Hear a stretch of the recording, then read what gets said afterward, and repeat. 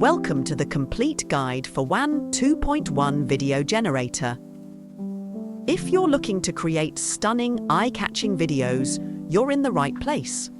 WAN 2.1 outperforms many other video generators in several ways, and today I'll walk you through everything you need to know to get the most out of it.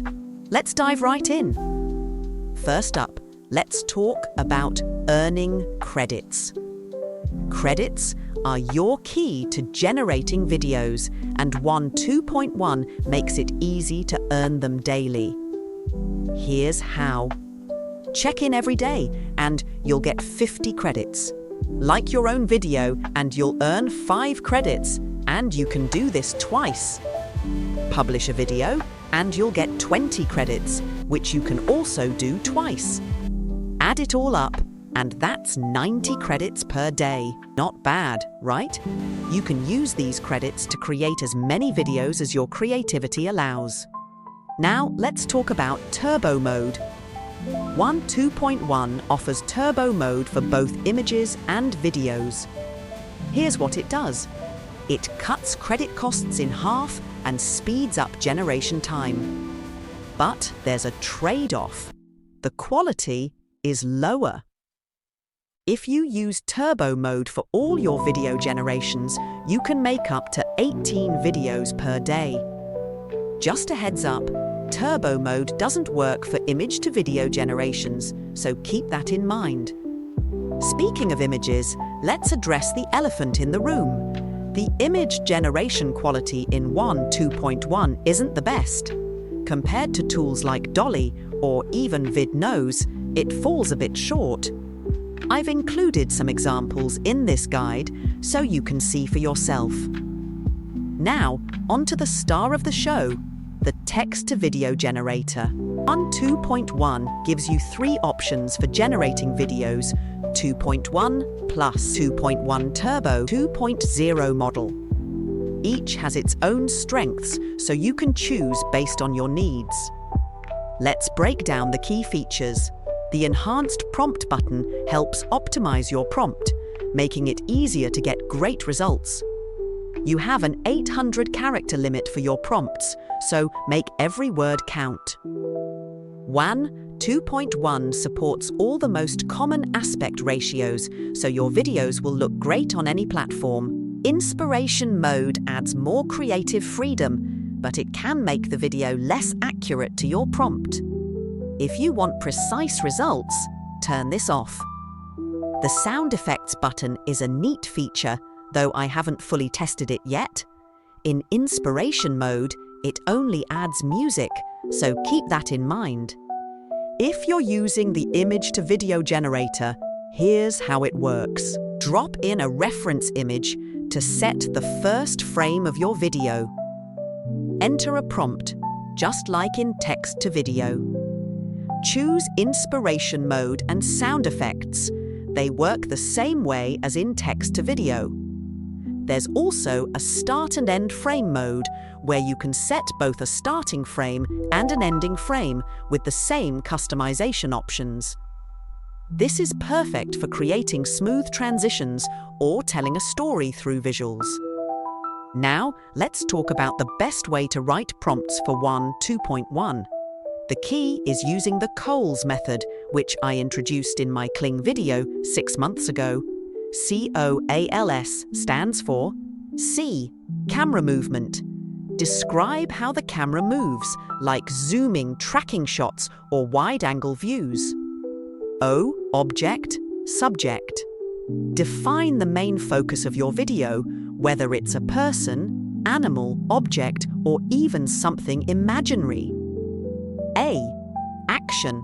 Detail what the subject is doing, including the speed and style of their movements. L. Location. Set the scene with details about the environment, time of day, or era. Style. Define the visual aesthetic, like cinematic, Pixar style, or post-apocalyptic. WAN's user guide explains this a little differently. They use scene instead of location. But it's essentially the same method I've been using for Kling and Minimax. For those of you with creative goals involving transformations, here's how to take your prompts to the next level. If your vision involves dramatic changes, like morphing, distortion, or any kind of visual metamorphosis, you can structure your prompt like this. Prompt equals subject A, description, plus transformation process, plus subject B, description, plus scene, scene description, plus motion, motion description, plus camera language, plus atmosphere, plus styling. Let's break that down. Subject A. Describe the subject before the transformation. What does it look like? How does it behave? Transformation process. Detail how the subject changes from its initial state to its final form. The more vivid and specific, the better. Subject B. Define the final state of the subject after the transformation. For example, if you're an experienced creator, you can use an advanced prompting formula to enhance your videos even further. Prompt equals subject, subject description, plus scene, scene description, plus motion, motion description, plus camera language, plus atmosphere, plus styling. Here's what each part means. Subject description. Use adjectives or short phrases to describe the subject's appearance. Scene description. Paint a picture of the environment, whether it's a real-world setting or a fictional landscape. Motion description. Describe the characteristics of movement, like slowly drifting or violently shaking. Camera language. Include shot types, angles, lenses, and movements. For example, close-up shot with a slow zoom out. Atmosphere. Set the mood with words like dreamy, lonely, or grand. Styling. Define the visual style, such as cyberpunk or post-apocalyptic.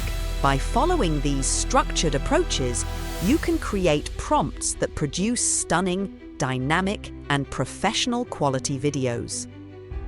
Finally, let's touch on image-to-video prompting differences. Prompting for image-to-video works a little differently than text-to-video. Here's what WAN recommends.